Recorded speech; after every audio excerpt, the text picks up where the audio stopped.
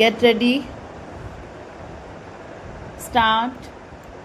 I am thankful to you for having given me this opportunity long last to say a few words on the budget.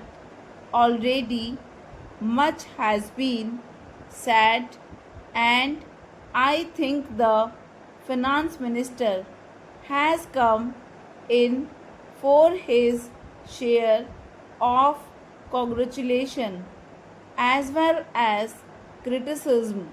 So there is not very much to say, but I should like to say a few words. The increased development expenditure and the absence of any new taxation has earned for the budget a good response even from the businessmen.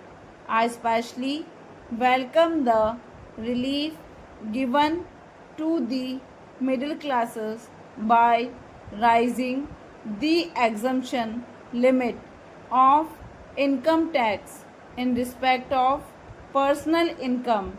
No doubt this is some relief to the middle classes, but I would request the finance minister if he could to raise this exemption limit from rupees 4,000 to rupees 6,000, as that would give substantial relief to the middle classes. I am indeed glad that the Taxation Enquiry Commission has been appointed with Dr. John Mathai as the chairman, and I am sure that many of the vexed problems may be solved through this commission.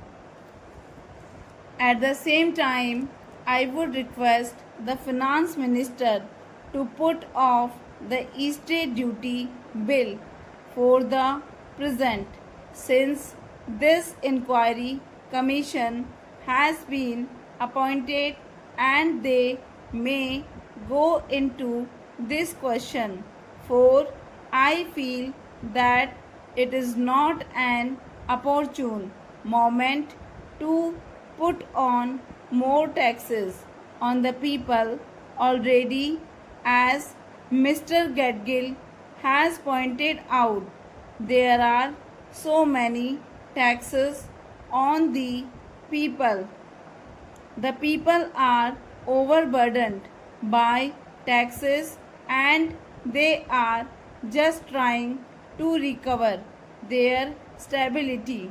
So, in regard to estate duty, I would ask him to consider about it. My reason for asking it to be postponed is, as I have said, that the people are still facing economic distress, and then our government is not able to offer the amenities which other countries have, where the estate duty exists, such as free compulsory education for children, free medical aid, homes for the poor and the other destitute, old age pension, etc.